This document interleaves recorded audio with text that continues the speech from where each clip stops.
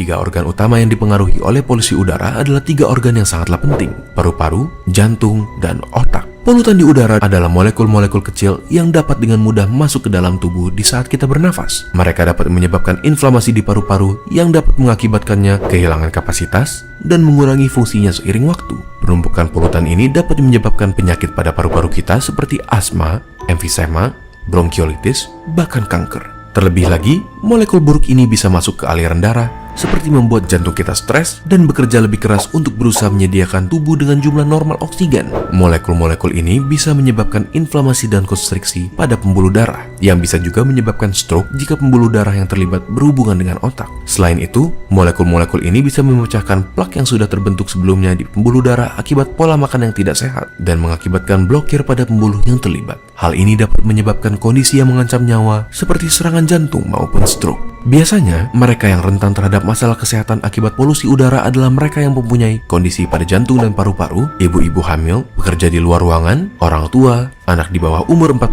tahun, dan atlet yang berlatih di luar ruangan. Polusi udara juga bisa mengancam kesehatan seseorang secara mental. Menurut jurnal PLOS Biology, dampak dari polusi udara ternyata berpotensi menyebabkan munculnya depresi dan gangguan bipolar karena terjadinya peradangan pada saluran pernapasan. Mengingat begitu fatalnya dampak bagi kesehatan, laporan Global Air Report yang diterbitkan oleh Health Effects Institute di Amerika dan Universitas British Columbia di Kanada mengklaim setidaknya polusi udara bisa mengurangi 1-2 tahun usia manusia.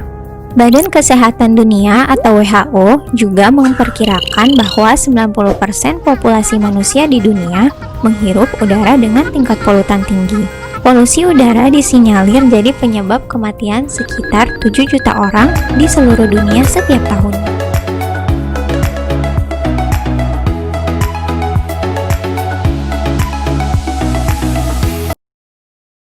Ada 5 tips dari WHO. Pertama, batasi berjalan di jalanan yang sibuk dan jika membawa anak kecil, angkat mereka supaya berada lebih tinggi dari posisi knalpot. Kedua, batasi menghabiskan waktu di daerah yang ramai kendaraan seperti lampu merah. Ketiga, jika kalian berolahraga, lakukanlah di daerah yang lebih tidak berpolusi. Keempat, batasi penggunaan kendaraan seperti mobil di hari yang berpolusi tinggi. Dan yang terakhir, jangan membakar sampah karena asapnya dapat merusak kesehatan kita.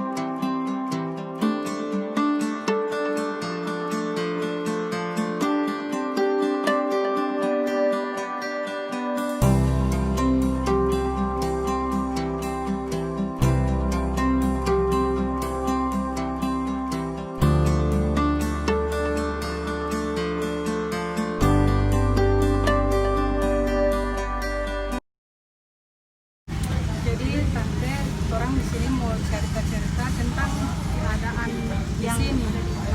Yang seperti yang orang lihat di situ kan ada perbaikan saluran ya di sini. Jadi di sini kan yang jelas banyak debu. otomatis ada debu yang kurang dapat hirup karena berhubung banyak debu di sini, jadi yang udara yang kurang hirup itu tidak sehat lagi. Jadi kira-kira apa kita pencegahan? Pencegahannya sih masker saja, soalnya tidak ada yang jadi pakai masker saja. Pakai masker. Wah, tindakan itu betul itu tante ya, pakai masker supaya orang tidak dapat hirup debu supaya masih sehat, masih segar orang Pak. Sementara berjual di tante di sini hari-hari Pak. Jadi sebetulnya itu, tapi ada alangkah baiknya itu ada lagi yang kurang lakukan selain pakai masker supaya orang berdebu masih tetapi begitu, supaya orang tidak cepat sakit karena akibat ini dampak polusi ini kan debu ini. Jadi seperti misalnya minum air supaya orang tidak berdehidrasi, kita makan makanan yang sehat, supaya tetap menjaga orang kondisi tubuh orang betul begitu kan. Terima kasih. Iya, makasih. Makasih tante.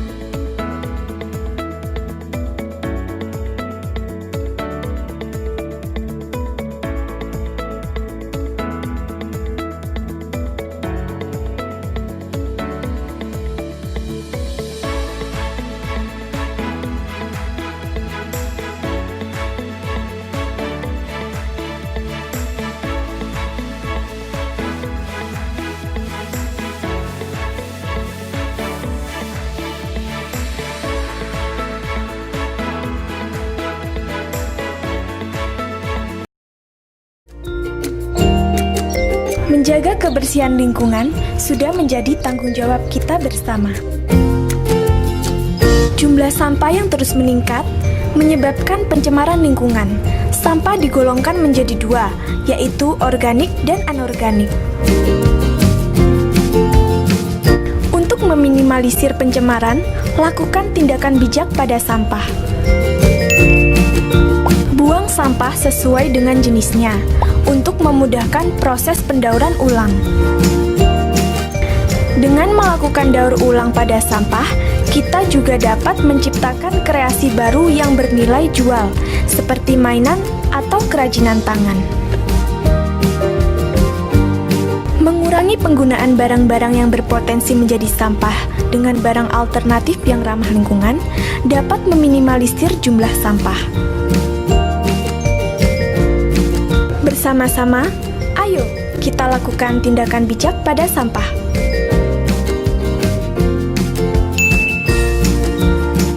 Demi terciptanya lingkungan yang bersih, indah, dan nyaman. Jadi tante om Pak terang Om nyongol terang tujuan di sini Mbak tanya tentang lingkungan. Kebetulan di sini kan dapat materi tentang pencemaran lingkungan begitu. Kebetulan terang ada lewat di sini dapat lihat tentang Tumpukan lihat sampah. tumpukan sampah di sebelah ini. Jadi orang ada ini, orang tanya-tanya tentang sampah ini. keberadaan ini. Iya, begitu. Terus tanya ini sampah ini kira-kira dari mana asal sampah ini? Kenapa dia sampai tumpuk di sini? Iya, bawaan atau pembuangan dari lingkungan sekitar sini? Ini baru dia bilang sampah masyarakat so ini. Ini sampah. Dalam artian yang positif ya, bukan.